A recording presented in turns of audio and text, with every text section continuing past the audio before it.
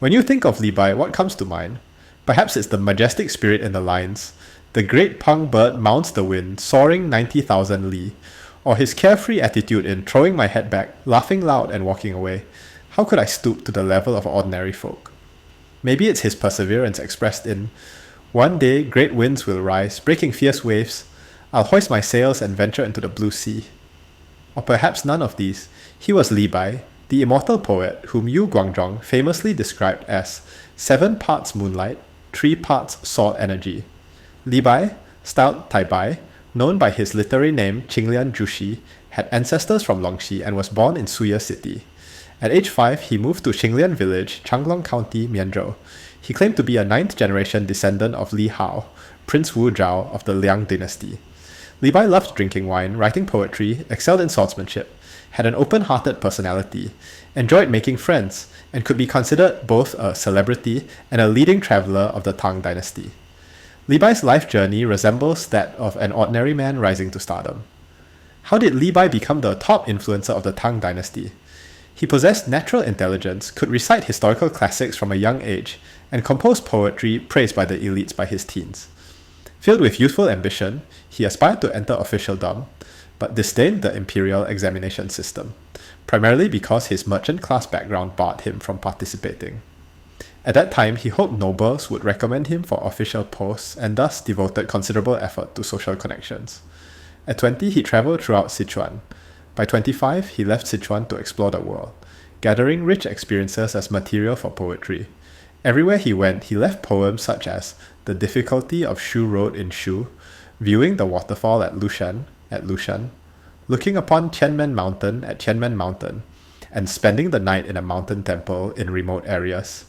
His poetry quickly spread far and wide. Coming from a wealthy family, Li Bai comfortably traveled wherever he wished. As he gained fame, he attracted numerous admirers who financially supported his journeys. Among them, Wang Lun was his most successful and fortunate fan. A poem Li Bai dedicated to him immortalized Wang Lun's name for generations.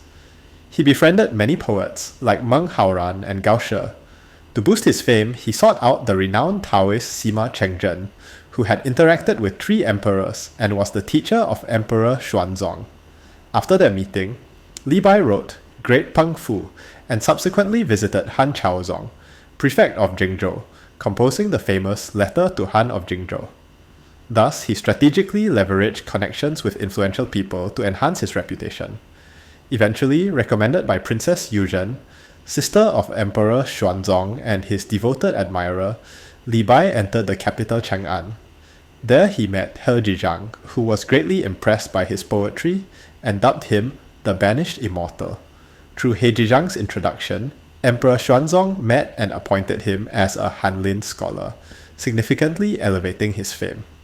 Legend even recounts that the powerful eunuch Gao Lishi removed Li Bai's shoes, and the imperial consort Yang Guifei ground ink for him.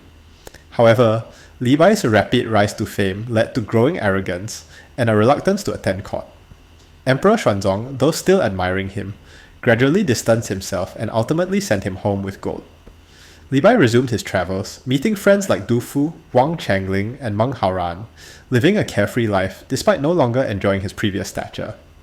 Thus, Li Bai's path to fame can be summarized as follows: innate talent, a penchant for showing off, becoming noticeable, being introduced by more famous people, gaining official recognition, and ultimately achieving nationwide fame. His graceful poetry and carefree spirit became legendary, symbolizing the freedom and boldness of the flourishing Tang era,